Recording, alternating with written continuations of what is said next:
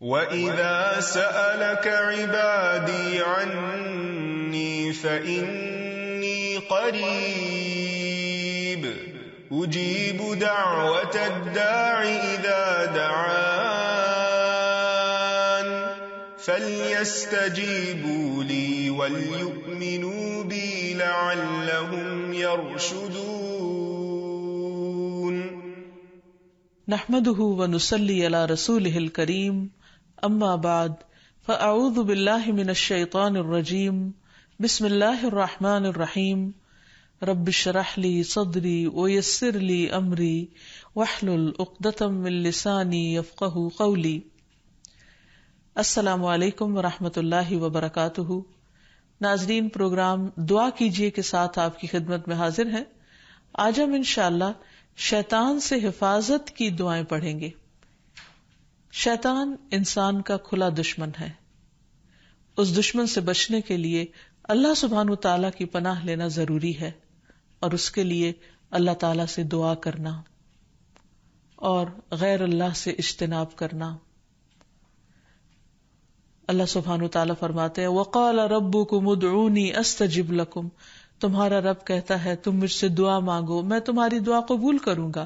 جب وہ قبول کرنے والا ہے تو پھر ہمیں دعا مانگنے میں بخل نہیں کرنا چاہیے، اور ہر طرح کے شر سے بچنے کے لیے اسی کی پناہ لینی چاہیے، اور کسی بھی تکلیف اور مصیبت کے وقت کسی اور کی طرف نہیں دیکھنا چاہیے، کیونکہ قرآن مجید میں آتا ہے وَمَنْ أَضَلُّ مِمَّنْ يَدْعُو مِن دُونِ اللَّهِ مَن لَا يَسْتَجِيبُ لَهُ إِلَى يَوْمِ الْقِيَامَةِ وَهُمْ عَن دُعَائِهِمْ غَافِلُونَ. اور اس سے بڑھ کر گمراہ اور کون ہوگا جو اللہ کے سوا ایسوں کو پکارتا ہے جو قیامت تک اس کی پکار کا جواب نہ دے سکیں گے.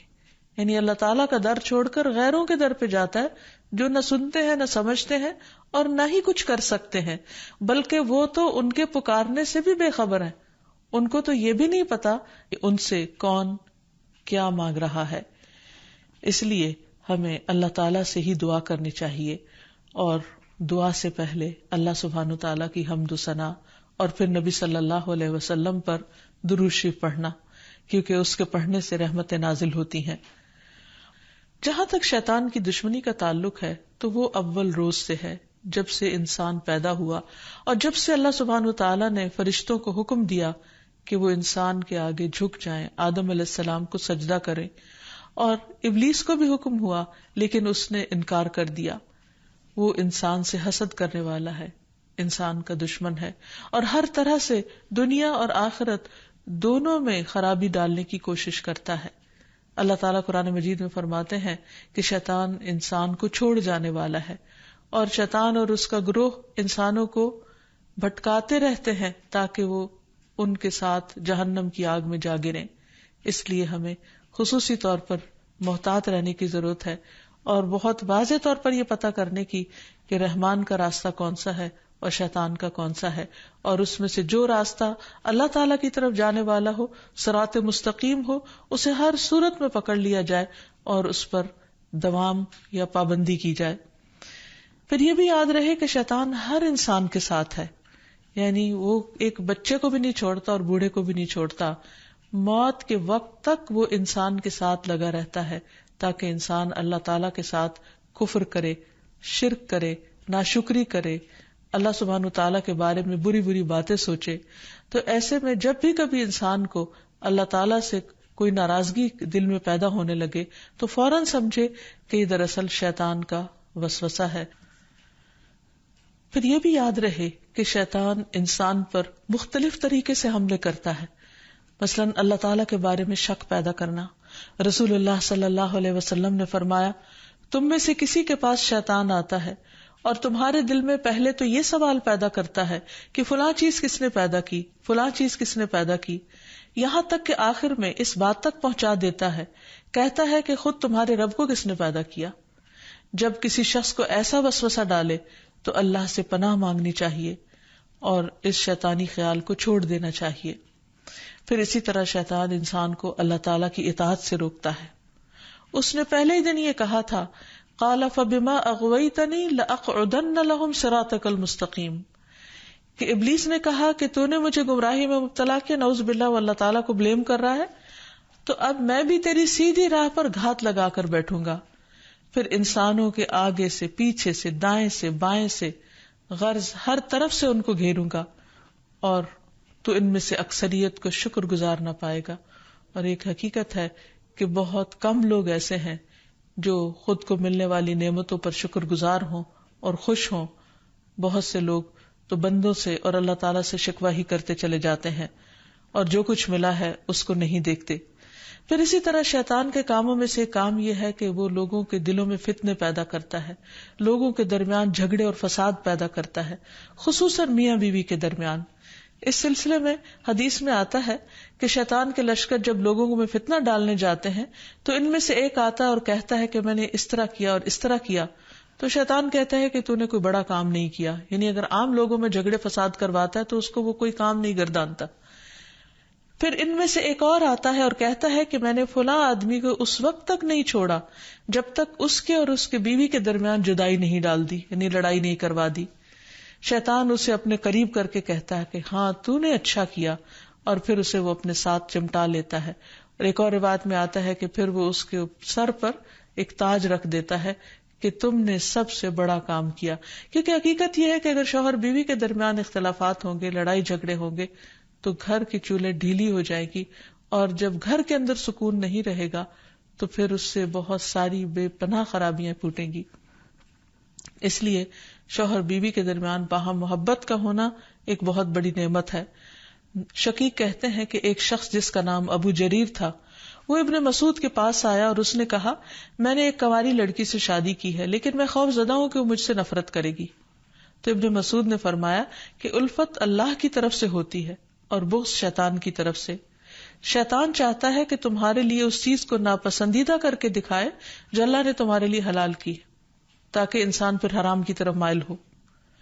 اسی طرح باہم بہن بھائیوں کے درمیان، دوستوں کے درمیان عداوت اور دشمنی پیدا کرتا ہے۔ قرآن مجید میں اللہ تعالیٰ فرماتے انما یرید الشیطان ان یوقع بینکم العداوۃ والبغضاء فی الخمر والمیسر، شیطان تو یہ چاہتا ہے کہ شراب اور جوئے کے ذریعے تمہارے درمیان دشمنی اور بغض ڈال دے، کیونکہ عموماً شراب کی محفلیں بھی دوستوں کے درمیان ہوتی ہیں، اور جوئے بھی عموماً دوستی آپس میں کھیل رہے ہوتے ہیں، تو ان میں ایک دوسرے کے ساتھ پھر جو زیادتیاں ہوتی ہیں ناسمجھی کی وجہ سے یا شراب کے نشے کی وجہ سے، تو اس میں بعض اوقات مدتوں پرانے تعلقات ختم ہو کر رہ جاتے ہیں، تو یہ بھی شیطانی وار ہوتے ہیں۔ پھر شیطان کا ایک بہت بڑا ہتھیار جو ہر ایک پر چل جاتا ہے وہ ہے غصہ کرنا، کیونکہ غصہ شیطان کی طرف سے ہوتا ہے اور وہ انسانوں کو جلد مشتعل کروا دیتا ہے۔ پھر اسی طرح اللہ کا ذکر بھلوا دینا، قرآن مجید میں آتا ہے استحوذ علیہم الشیطان فانساہم ذکر اللہ اولئک حزب الشیطان الا ان حزب الشیطان هم الخاسرون، شیطان ان پر غالب آ گیا سو اس نے انہیں اللہ کی یاد بھلا دی، یہ لوگ شیطان کا گروہ ہیں، سن لو یقیناً شیطان کا گروہ ہی وہ لوگ ہیں جو خسارہ اٹھانے والے ہیں۔ پھر اسی طرح شیطان کا ایک بہت بڑا وار نماز میں وسوسے ڈالنا ہے۔ اکثر لوگ نماز کے اندر بھول جاتے ہیں اور نماز کے وسوسوں کی شکایت کرتے ہیں، اور نماز میں خشوع و خضوع کو سب سے مشکل کام گردانتے ہیں۔ حقیقت یہ ہے کہ نماز میں خشوع و خضوع اور کنسنٹریشن انسان کو جنت الفردوس کا مستحق بناتا ہے، لیکن جب انسان کی نماز خشوع و خضوع سے خالی ہوتی ہے، یعنی اس میں کنسنٹریشن نہیں ہوتی، تو انسان کو یوں محسوس ہوتا ہے جیسے اس نے نماز پڑھی ہی نہ ہو۔ اور جب سب سے پہلا فریضہ ہی انسان کا ڈھیلا پڑ جاتا ہے یا صحیح طور پر ادا نہیں ہوتا، تو ایسی صورت میں انسان کے دل میں کبھی بھی پھر اطمینان اور سکون نہیں آتا۔ تو بہرحال رسول اللہ صلی اللہ علیہ وسلم نے فرمایا کہ جب نماز کے لیے اذان دی جاتی ہے تو شیطان ہوا خارج کرتا ہے اور بڑی تیزی کے ساتھ پیٹ موڑ کر بھاگتا ہے تاکہ اذان کی آواز نہ سن سکے، اور جب اذان ختم ہو جاتی ہے تو پھر واپس آ جاتا ہے، لیکن جو ہی تکبیر شروع ہوتی ہے پھر پیٹ موڑ کر بھاگ جاتا ہے۔ جب تکبیر بھی ختم ہو جاتی ہے تو شیطان دوبارہ آ جاتا ہے اور نمازی کے دل میں وسوسے ڈالتا ہے اور کہتا ہے فلاں بات یاد کرو، فلاں بات یاد کرو۔ ان باتوں کی شیطان یاد دہانی کراتا ہے جن کا اسے کبھی خیال نہ گزرا تھا۔ اس طرح انسان کو محو کرتا ہے ان خیالات میں، یہاں تک کہ انسان کو یہ بھی یاد نہیں رہتا کہ اس نے کتنی رکعتیں پڑھی تھی، یعنی اس کو رکعتوں کی تعداد تک بھول جاتی ہے. پھر نماز کے اندر ادھر ادھر اس کو بھٹکاتا رہتا ہے اور کبھی اس کی نگاہ ادھر ادھر اٹھ جاتی ہے. ذرا سے شور پر انسان کی توجہ نماز سے ہٹ جاتی ہے اور بعض اوقات انسان پوری کی پوری نماز پڑھ جاتا ہے لیکن اس میں اللہ کی یاد نام کی کوئی چیز نہیں ہوتی, کیونکہ اللہ کی یاد سب سے پہلے انسان کے دل میں ہوتی, اور اگر دل میں ہی اللہ کی یاد نہیں تو زبان سے محض پڑھا ہوا یاد نہیں کہلا سکتا. پھر اسی طرح شیطان انسان سے برائی اور بے حیائی کے کام کرواتا ہے. قرآن مجید میں اللہ تعالیٰ فرماتے ہیں کہ انما یأمرکم بالسوء والفحشاء وان تقولوا علی اللہ ما لا تعلمون, کہ وہ تمہارا کھلا دشمن ہے, وہ تمہیں برائی اور بے حیائی کا حکم دے گا, نیز اس بات کا کہ تم اللہ کے ذمے ایسی باتیں لگا دو جن کا تمہیں خود علم نہیں, یعنی ایسی باتیں اللہ تعالیٰ کے بارے میں کہو جو لا علمی پر مبنی ہو. بہت سے لوگ اللہ کے بارے میں یا اللہ تعالیٰ کے احکامات کے بارے میں جھگڑتے ہیں بغیر یہ جانے کہ اللہ تعالیٰ نے کسی بات کا حکم کیوں دیا ہے. پھر اسی طرح شیطان کا ایک حربہ ہے انسان کا لباس اتروانا, کیونکہ جنت کا لباس اتروایا تھا آدم اور حوا سے شیطان نے ان کو بہکا کر, اور دنیا میں بھی وہ یہی چاہتا ہے کہ انسان بے حیائی اور فحاشی کی طرف مائل ہو. پھر اسی طرح انسان کے برے اعمال کو شیطان مزین کرتا ہے. جب انسان کو غلط کام کرتا ہے اور اس پر اس کو شرمندگی نہیں ہوتی, اس پر اس کو کوئی ریگریٹس نہیں ہوتے, تو یہ دراصل شیطان کا حربہ ہوتا ہے جو اس پر چل چکا ہوتا ہے.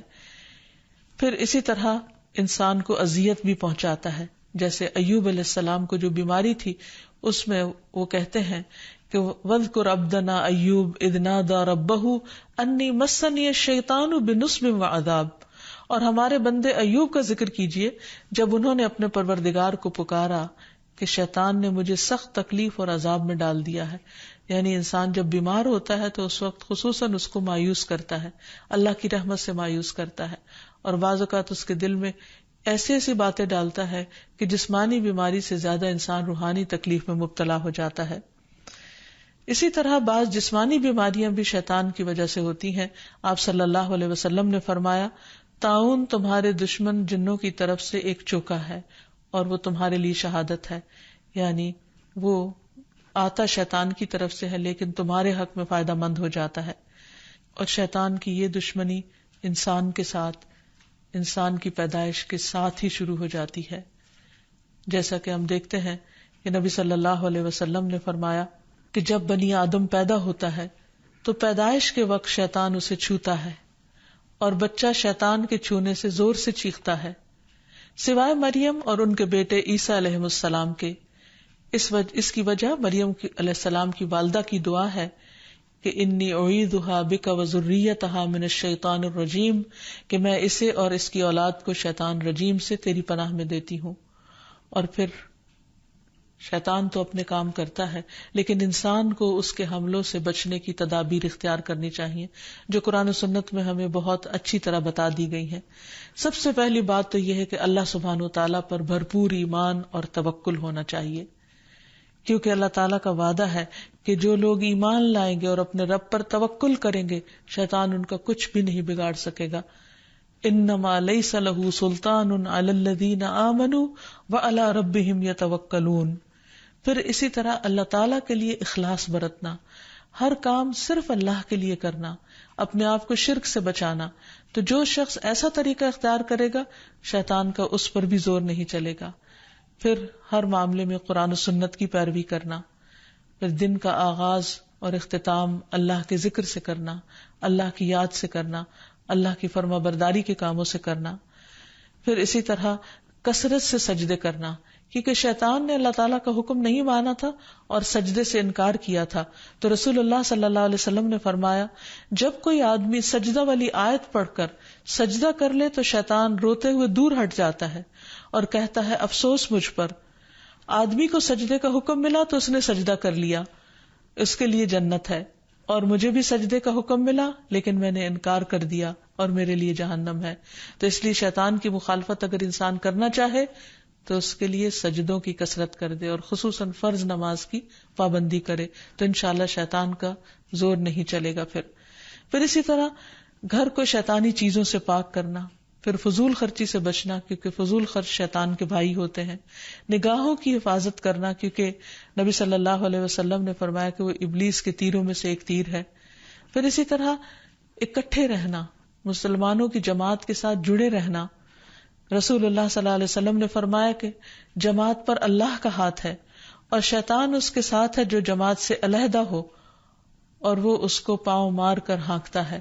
یعنی جو شخص اچھے لوگوں کے ساتھ ملتا جلتا نہیں، ان کی مجلس میں نہیں بیٹھتا، ایک دوسرے کو وتواصوا بالحق وتواصوا بالصبر نہیں کرتا، وہ پھر شیطان کے وسوسوں اور چالوں کا شکار ہو جاتا ہے. اور آخر میں دعائیں. اللہ سبحانہ وتعالیٰ نے ہمیں قرآن مجید میں بھی دعائیں سکھائی ہیں اور نبی صلی اللہ علیہ وسلم نے بھی.